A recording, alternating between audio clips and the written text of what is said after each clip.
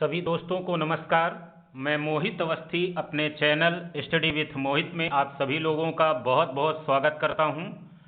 और मैंने आपको बताया था कि जीके या जीएस का रिवीजन मैं करवा दूंगा प्रीवियस ईयर के जो क्वेश्चन आए हैं, और वो भी सेगमेंट के हिसाब से, जैसे हिस्ट्री, पॉलिटी, ज्योग्राफी, साइंस, है ना।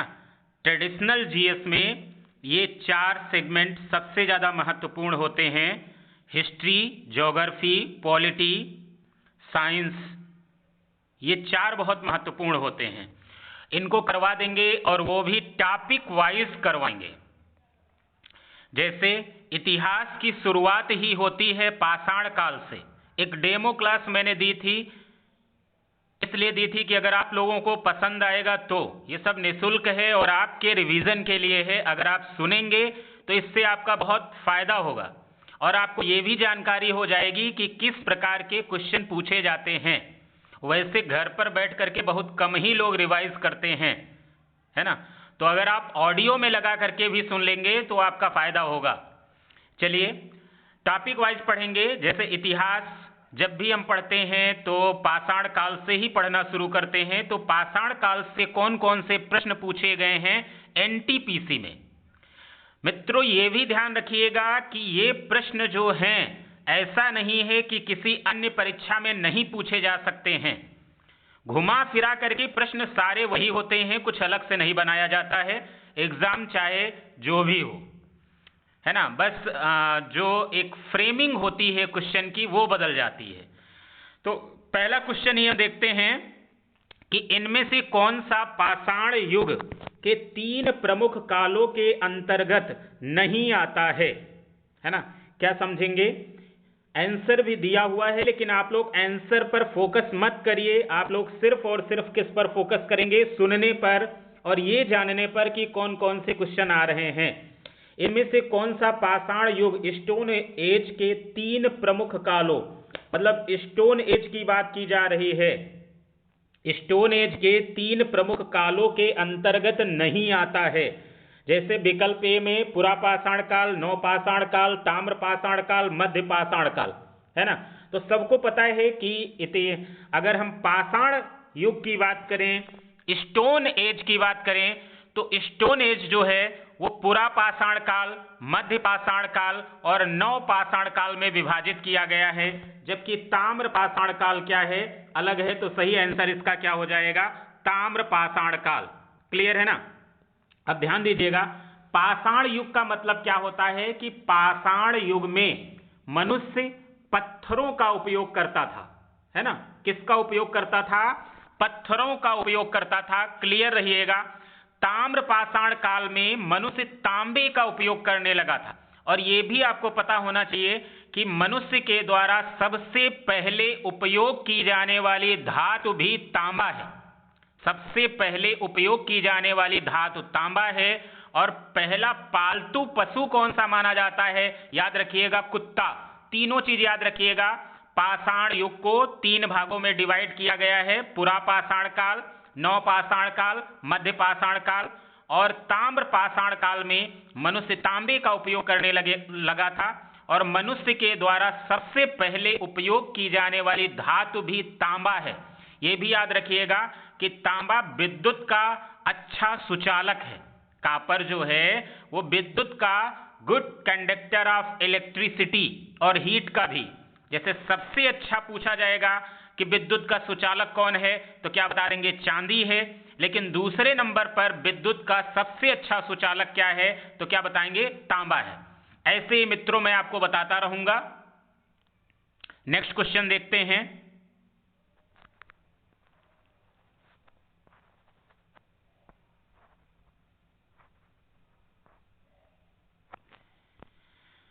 नेक्स्ट क्वेश्चन है, भीमबेटका की गुफाओं की खोज कब हुई थी? विकल्प में 1955-56, 1957-58, 1954-55, 1953-54।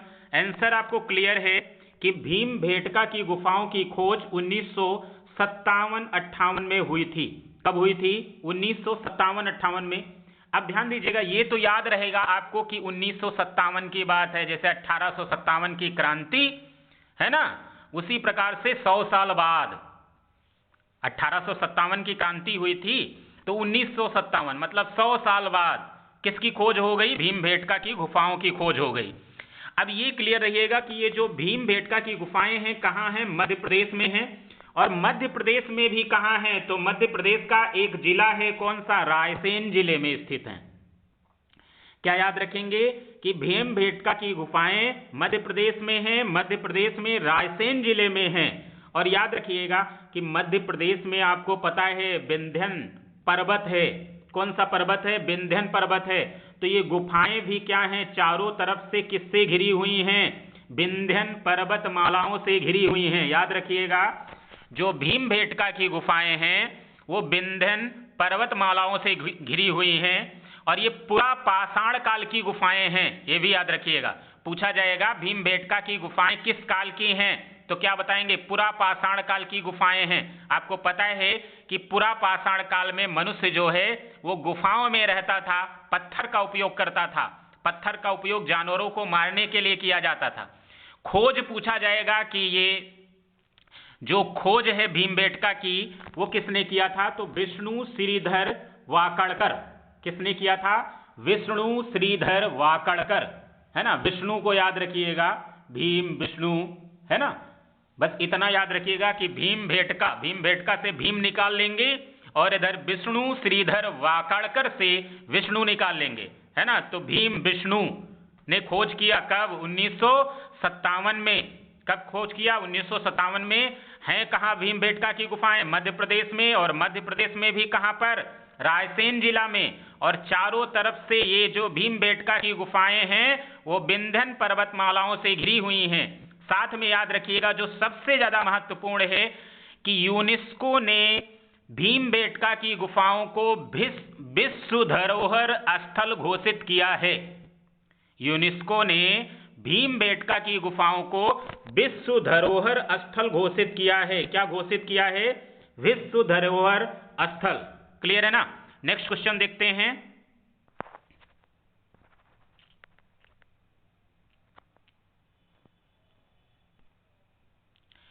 नेक्स्ट क्वेश्चन है, भीमबेटका के शैलाश्रय निम्नलिखित में से किसके लिए प्रसिद्ध हैं?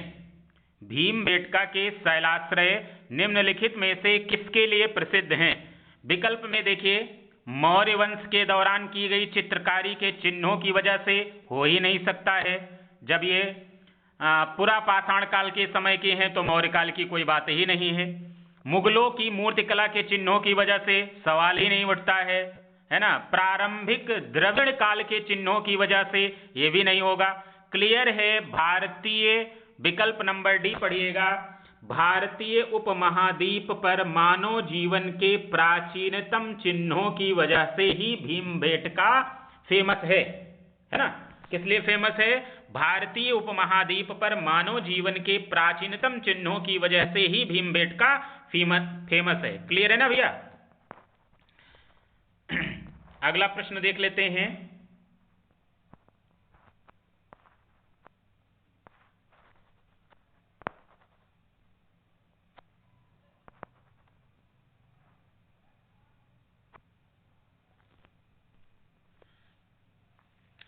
पूछा गया है, भारत में पाषाण कालीन शिला चित्रकारी कहां पाई जाती है? भारत में पाषाण कालीन शिला चित्रकारी कहां पाई जाती है? क्लियर है। क्या हो जाएगा? भीमबेटका। क्या हो जाएगा? भीमबेटका। क्लियर है ना। भीमबेटका के बारे में मैंने डिस्क्राइब कर दिया है तो ज्यादा दिक्कत नहीं है आप लोगों को। क्लियर है ना भैया। अगला देख लीजिएगा। अगला प्रश्न है, सिंधु घाटी सभ्यता का निम्न में से कौन सा स्थल पंजाब भारत में स्थित है ना। देखिए, अब इसमें पहले से ही आपको क्लियर है कि जो रोपड़ है, रोपड़ वो पंजाब में है। सिंधु घाटी सभ्यता के बारे में भी आपको पता है कि देखा जाए तो सिंधु घाटी सभ्यता विश्व में ऐसी एक सभ्यता थी जो नगरीय सभ्यता थी, है ना। इसका टाइम पीरियड भी आपको पता है, 1750 ईसा पूर्व से 2350 ईसा पूर्व की बात है, सिंधु घाटी सभ्यता, है ना, जिसका विस्तार भारत में भी है और पाकिस्तान में भी है ना। आपको पता है कि सिंधु घाटी सभ्यता की खोज 1921 के आसपास की बात है ना, जब हड़प्पा और मोहनजोदड़ो जैसे स्थल की खोज हुई थी। क्लियर है ना। तो ये एक प्राचीन सभ्यता थी और नगरीय सभ्यता थी, बढ़िया नगर थे यहाँ पर, और साथ में सड़कें जो थीं वो समकोण पर काटती थीं। मोहनजोदड़ो जो एक स्थल है सिंधु घाटी सभ्यता का, वहाँ पर तो प्रत्येक घर में कुआं भी मिला है ना। जो घर बने होते थे पक्की ईंटों के बने होते थे, 2 मंजिल होते थे, है ना। साथ में पानी निकासी की यानी नाली की व्यवस्था बड़ी अच्छी होती थी, है ना। और साथ में आपको पता है कि पालतू पशु कुत्ता भी मिला है यहाँ पर, है ना। और ये भी दिखाया गया है कि मनुष्य कुत्ते से उस समय बहुत प्रेम करता था। तभी क्या हुआ कि मनुष्य और कुत्ते को साथ दफनाया गया, ऐसे साक्ष्य भी मिले हैं। क्लियर है ना। तो पूछा क्या गया था कि कौन सा स्थल पंजाब में है, तो क्या बताएंगे, रोपड़। नेक्स्ट क्वेश्चन देखते हैं।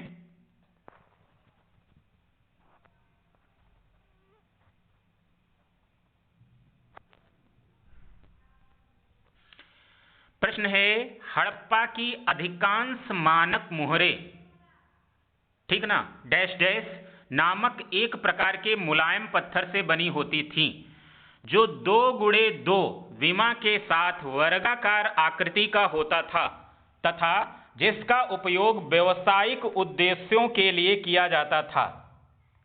हड़प्पा की अधिकांश मानक मोहरें डैश डैश नामक एक प्रकार के मुलायम पत्थर से बनी होती थीं, जो 2x2 विमा के साथ वर्गाकार आकृति का होता था तथा जिसका उपयोग व्यावसायिक उद्देश्यों के लिए किया जाता था। विकल्प में है, पहला विकल्प है रोडोनाइट, फिर है गोल्डन रोटाइल, फिर है स्टेटाइट, फिर है सेलेनाइट। तो सही आंसर क्या हो जाएगा, स्टेटाइट। ये प्रश्न नया है, इसको याद रखिएगा, ठीक है ना। जो मोहरे थीं वो कौन से मुलायम पत्थर से बनी होती थी, स्टेटाइट। क्या याद रखेंगे, स्टेटाइट।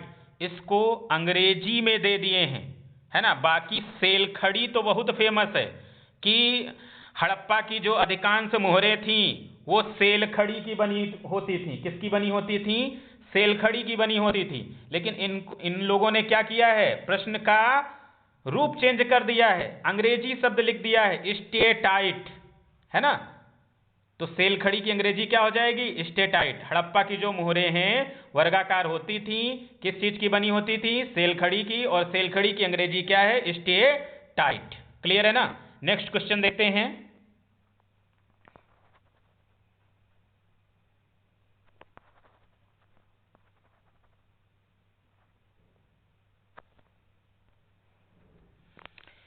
प्रश्न है, धौलावीरा डैश डैश राज्य में स्थित है।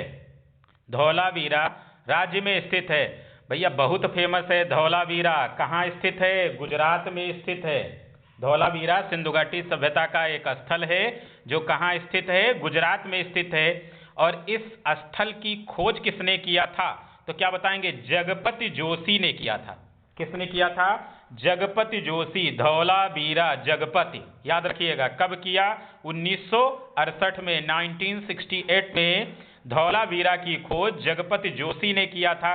यहाँ पर क्या क्या चीजें हैं, जैसे टेराकोटा मिट्टी के बर्तन, मोती, सोने एवं तांबे के गहने, जानवरों की मूर्तियां, है ना, कलश, ये सारी चीजें मिली हैं। और ये भी याद रखिएगा कि धौलावीरा को विश्व धरोहर स्थल भी घोषित किया गया है। विश्व धरोहर स्थल भी घोषित किया गया है। जैसे 2003 में भीमबेटका को विश्व धरोहर स्थल घोषित किया गया, वैसे 2021 में धौलावीरा को भी विश्व धरोहर स्थल घोषित किया गया। और ये विश्व धरोहर स्थल घोषित कौन करता है, यूनेस्को। ये भी क्लियर है।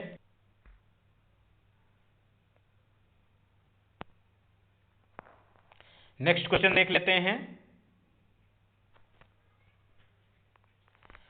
प्रश्न है, धौलावीरा एक पुरातात्विक स्थान किस समयावधि से जुड़ी हुई है ना।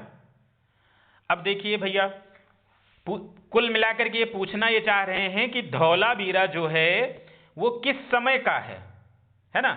पता है भैया, सिंधु घाटी सभ्यता का स्थल है, सिंधु घाटी सभ्यता का स्थल है, क्लियर है।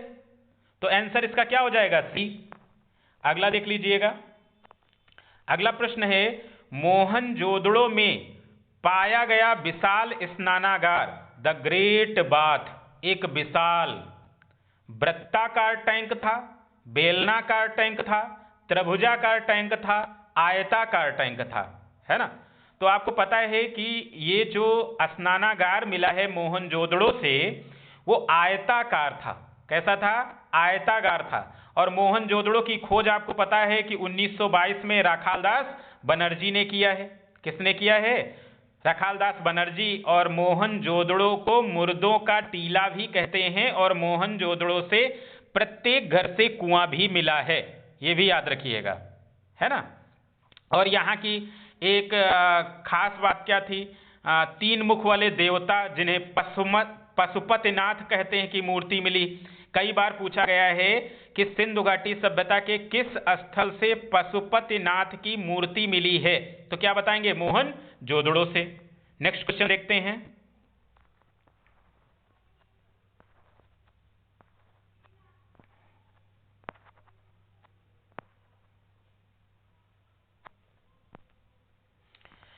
प्रश्न है, पत्थर की बनी नृत्य करते हुए पुरुष की मूर्ति नटराज किस स्थान पर पाई गई थी, है ना।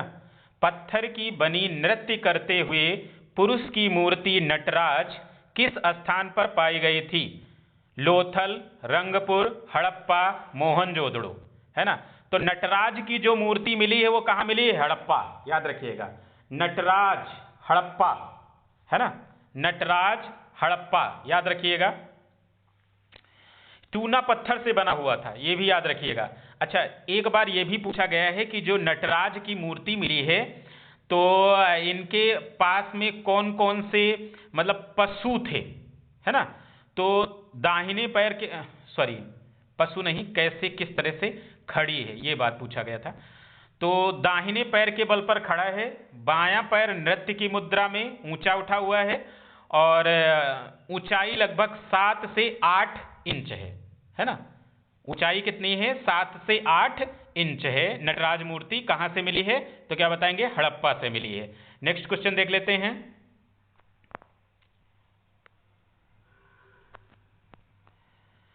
इनमें से कौन सा हड़प्पा स्थल गुजरात में पाया गया है?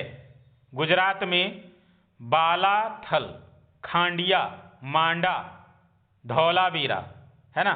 तो आपको पता है भैया कौन सा है? धौलावीरा है। धौलावीरा कहाँ पाया गया है? गुजरात में, है ना। कहाँ पाया गया है? गुजरात में। और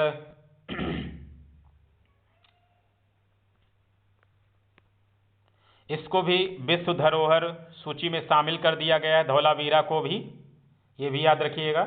कहाँ है धौलावीरा? गुजरात में है। नेक्स्ट देख लेते हैं।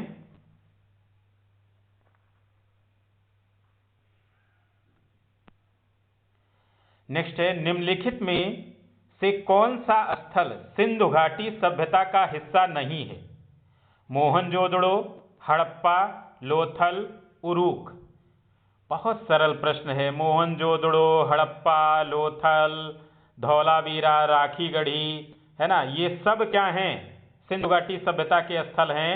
जबकि उरूक, क्या याद रखेंगे? उरूक एक सुमेरियन सभ्यता का शहर था। क्या याद रखेंगे? उरूक सुमेरियन, उरूक रा दोनों में है, याद रखिएगा। उरूक सुमेरियन सभ्यता का शहर था। क्लियर है ना। नेक्स्ट प्रश्न देख लेते हैं।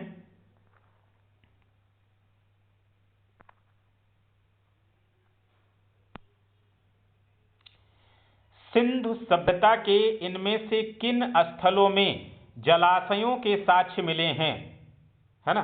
जलाशयों के साक्ष्य कहाँ से मिले हैं? क्लियर है भैया, धौलावीरा से। कहाँ से मिले हैं जलाशय के साक्ष्य? तो क्या बताएंगे? धौलावीरा से, है ना। कहाँ से मिले हैं? धौलावीरा से। अगला प्रश्न देख लेते हैं।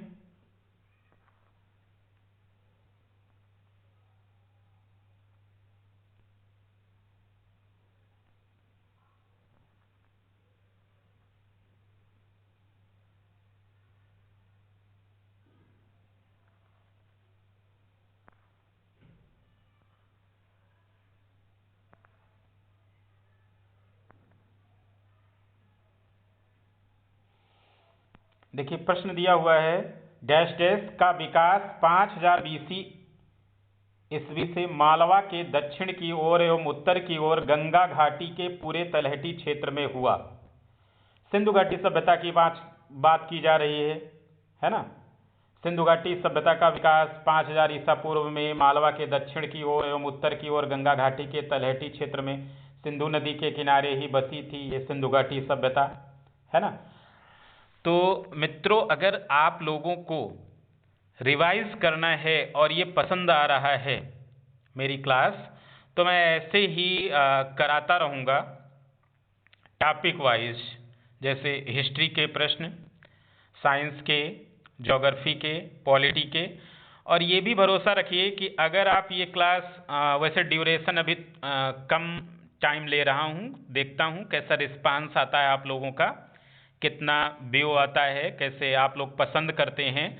अगर आप लोग पसंद करते हैं तो टाइम ड्यूरेशन भी बढ़ा करके 1 घंटे की क्लास कर दिया करेंगे, है ना। और 2-3 क्लास मतलब साइंस की, हिस्ट्री की, ज्योग्राफी की, मतलब 3 घंटे लगभग आपको जीएस मिल जाया करेगा, ये प्रयास करूँगा। बस डिपेंड आपके ऊपर करेगा, जितना आप लोग पसंद करेंगे और अगर आपको फ़ायदा मिल रहा है तो हम करेंगे।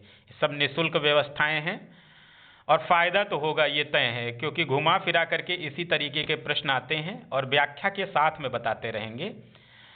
बाकी आप लोगों का रिस्पांस देख करके ही आगे हम लोग काम करते रहेंगे। धन्यवाद।